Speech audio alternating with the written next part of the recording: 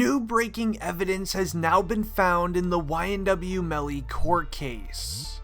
On October 20th, his court files were updated. Prosecutors are now requesting the Broward County judge to force YNW Melly to provide his DNA in order to help solve the case. In the court documents, it states that in the vehicle where YNW Melly allegedly did the act towards two individuals, there was evidence left in the car being a yellow jacket. This yellow jacket that was in the vehicle was analyzed by the Broward Sheriff's Office's crime lab. A report was then issued, dated on September 2nd in 2021.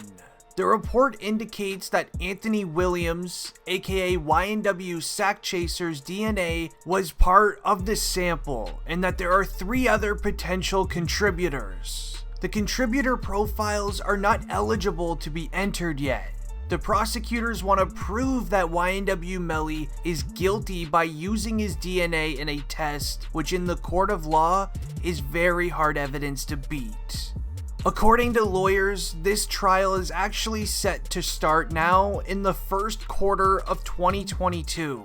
And prosecutors believe that with this new evidence that they found, if YNW Melly's DNA is on the jacket, then he is guilty of this case. This case has taken so long due to just how complex it is. And to prove it to you, they even shared a timeline of what happened on the day the two individuals, YNW Sack Chaser and YNW Juvie, passed. It all started on October 26th in 2018. It was roughly 3:30 in the morning. YNW Juvie, YNW Sack Chaser, YNW Portland, and YNW Melly were all at a recording studio getting work done until their session was over. According to the security cameras at the recording studio, it didn't seem like anything was off. They were all normal, making jokes and just creating music. Once their session was over, they ended up hopping into their Jeep and started heading home. The driver of the vehicle on that day was Cortland Henry, otherwise known as YNW Portland. YNW Melly was sitting directly behind him, with YNW Sack Chaser and Juvie on the opposite side of the car. YNW Portland decided to take a back road home. Allegedly, this was to skip early morning traffic on the highway, so they took a back road where there was no security cameras anywhere, and there was no witnesses either. While law enforcement doesn't know exactly what happened inside of the car, the theory is that the car was pulled over on the back road.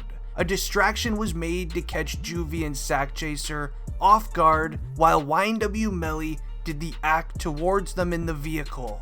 Now, law enforcement believe that it was YNW Melly who did the act towards Juvie and Sack Chaser, as Melly ended up sending his girlfriend at the time 2 weeks later a Snapchat saying, and I quote, "I keep Portland with me cause at the end of the day, he did one of the realest stuff in my life." Allegedly, this could be YNW Melly's way of thanking Portland for remaining loyal and not snitching on what happened on that day. Now here's where it gets confusing. YNW Melly's story was that a drive-by occurred. A vehicle pulled up to YNW Melly's when he was pulled over on the side of the road, did a drive-by on their vehicle, and then drove off and left the scene. But law enforcement believe that YNW Melly did the act towards Juvie and Sack Chaser, then took the car into a parking lot that was tucked onto the side road where there was no witnesses, nobody could hear a firearm being used. As YNW Melly and YNW Portland then roughed up the vehicle, making it appear as if a drive-by happened, all because it took Melly 40 minutes to get Juvie and Sack Chaser medical attention after a literal drive-by happened. Law enforcement do not believe YNW Melly's story, just for the simple fact that imagine you and your friends were involved in a drive-by situation. Yourself is not affected by the situation at all, but 2 of your friends are that were in the vehicle with you. Are you gonna sit there and not do anything for 40 minutes and not get your best friend's medical attention? And that's why law enforcement believe that YNW Melly was taking 40 minutes to make his car look as if a drive-by happened. That way when he goes to the hospital, he has a good story on what happened. Law enforcement also slipped a court document with evidence that states that YNW Melly's cell phone that was in his pocket on the day it all happened has an interesting feature that they don't believe Melly knew about.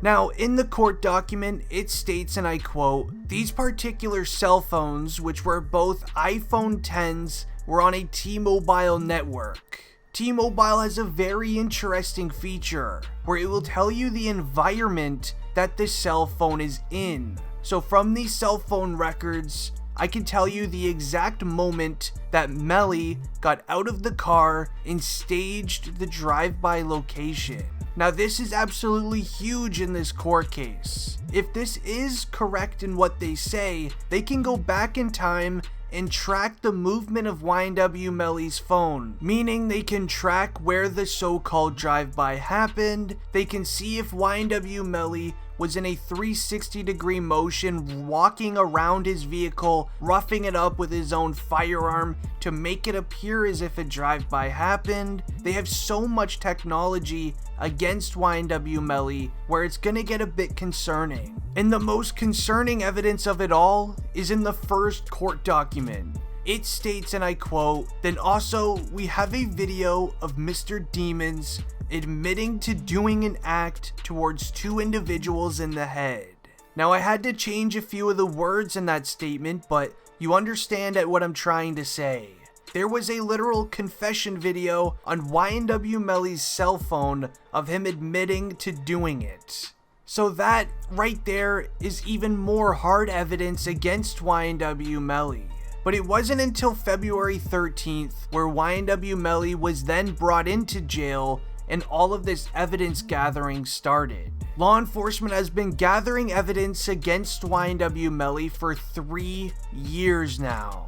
The man YNW Melly was arrested with, YNW Portland, was actually released from jail, as I'm pretty sure that law enforcement found significant evidence against YNW Melly.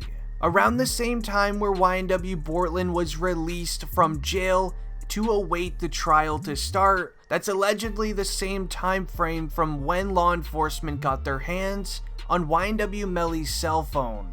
With his cell phone records as well as the going back in time thing that T-Mobile can do, it's almost gonna look as if YNW Melly will be gone forever, especially with this new DNA evidence that they found. But anyways guys, if you want to stay up to date with everything going on in the YNW Melly case, make sure you hit the subscribe button and don't forget to leave a like on the video if you're new. Anyways, this has been District Trending, and I'm ending the video here. I'm out. Peace.